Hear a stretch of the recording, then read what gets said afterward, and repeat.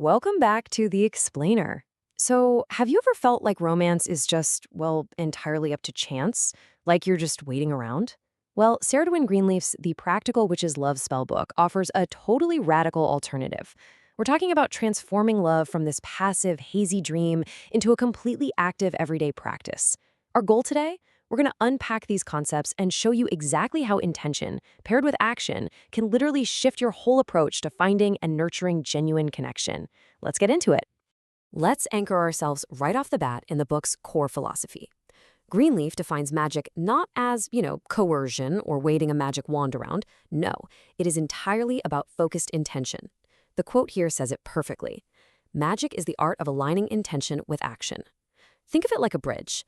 It connects what you deeply desire with the actual reality you're creating through your everyday choices. So it's way less about supernatural intervention and actually much more about psychological alignment. Now, wrapping your head around this demands a pretty profound paradigm shift. On one side, we've got passive love. You know, that classic rom-com idea where you just wait around for fate to strike, basically leaving your entire love life up to the universe while you hang out on the couch. But the source material pushes hard for an active practice. It means you're actively cultivating the soil for love to actually flourish. You're intentionally healing old wounds, consciously opening yourself up, and really recognizing that love, it's a skill. It's a muscle. And just like any muscle, it develops over time with deliberate, daily practice. Here's our mystical table of contents for today's explainer. We're going to cover 1. The magic of intention, 2. Everyday love potions, 3. Crystals and cosmic timing, 4. The ethics of desire, and finally 5. The psychology of spells. All right, starting with part 1, the magic of intention, which is really the absolute foundation of ethical spellcraft. The crucial concept to grasp right away is what Greenleaf calls good magic. This sets a firm, absolutely non-negotiable ethical boundary. Good magic is inherently positive. It's life-affirming. The primary goal here is your own self-empowerment. You're using these tools to become a natural magnet for the connections you want. But, and this is key, you are never using it to manipulate, coerce, or control someone else's free will. Why? Well, from both a psychological and an energetic standpoint, trying to bend someone else's will always backfires. It just breeds resentment. True magic is about bringing your own actions into harmony with your desires. Basically, you're making yourself fully ready to receive exactly what you've been asking for. Moving right along to part 2, everyday love potions. This is all about bringing magic straight into the kitchen. The source beautifully breaks down the magic of food and drink into 4 really clear steps, essentially taking a totally mundane habit and turning it into a powerful ritual. And look, you aren't brewing a potion to drug anyone. Instead, you're taking something as simple as a cup of herbal tea, maybe using love-attracting herbs like rose or lavender, and making it a deliberate bonding experience. Step 1 is intention setting. As you're prepping the tea, you mentally focus on the love you want to invite in. Step 2 is charging it. This could literally mean visualizing a warm, bright light entering the liquid, putting your emotional energy right into that physical object. Then, step 3 is sharing it as a ritual of affection. That could be with a partner or, hey, just treating yourself with some deep care. And step 4 is mindfulness, being fully present, actually smelling the herbs, feeling the warmth of the mug, absorbing the whole moment. It's wild how this approach can turn just a basic morning coffee into this profound act of connection. Next up is part 3, crystals and cosmic timing. We're looking at aligning with nature's rhythms. So celestial timing plays a massive role in this practice, specifically the phases of the moon.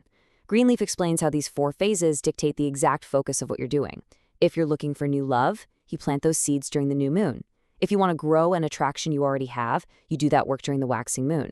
The full moon is your time for peak manifestation, real intensity. And then, really importantly, the waning moon is for releasing old patterns. It's when you heal from past heartbreak. And beyond just the mystical appeal of it all, tracking lunar phases actually gives you a highly structured psychological framework. It literally forces you to routinely check in with your goals, figure out what needs to grow, and actively decide what emotional baggage you're going to drop every single month. Now, turning to earthly materials, the book details some specific magic minerals. Think of each one as a natural concentrator with its own unique vibrational signature for romance. So, say you need emotional healing or forgiveness, you'd reach for rhodonite. Want to ignite some deep, grounding passion? Garnet is your anchor, for sure. Rose quartz is, of course, the classic go-to for unconditional love and opening that heart chakra. Moonstone is great for boosting your intuition when feelings get complicated, while amethyst brings clarity to confusing situations. And finally, citrine. That's used to attract pure joy and just radiant positive energy.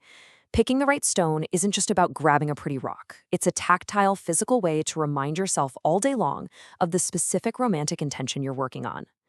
All right, getting into part 4, the ethics of desire, where we cover sacred connections and boundaries.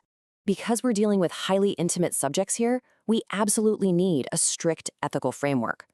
Sacred sexuality relies entirely on 4 pillars: mutual consent, deep respect, self-empowerment, and sacred intention.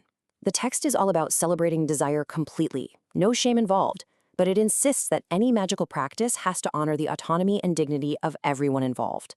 It's really about using these practices to enhance your desirability, to release your inhibitions, and to approach intimacy with genuine reverence. You are working on yourself in your own energy fields. It is never, ever about coercing a partner. Honestly, this strict adherence to respect and consent is the absolute bedrock of ethical spellcraft. And finally, part 5, the psychology of spells. Let's find out what your archetype is. I'm curious, which of these archetypes sounds most like you? First up, we have the practitioner. They're proactive, intentional, basically embodying the book's ideal by actively cultivating love instead of just waiting around. Then we've got the skeptic. They're highly rational, grounded in logic, maybe even a little suspicious of the word magic. But they're curious enough to see if focusing their intentions actually yields real-world psychological results. And third, the love seeker. They're vulnerable, deeply hopeful, and completely open to receiving connection. What's so fantastic about this framework is that the text completely validates you no matter where you fall. It goes to show that the psychology behind this, aligning your focused goals with daily effort, works regardless of your starting point. You don't even have to believe in the supernatural to get real benefits from the power of dedicated, intentional focus. So, we're going to leave you with this final, provocative thought straight from the source material. Since we firmly established that love isn't just some passive event that happens to you, but actually a profound skill that you develop over time, are you ready to attract love? Are you open to taking active, intentional steps to cultivate it in your everyday life? Take a moment today to really reflect on your deepest intentions. Just notice what happens when you finally align those intentions with your actions. Thanks for hanging out with me on this explainer. See you next time.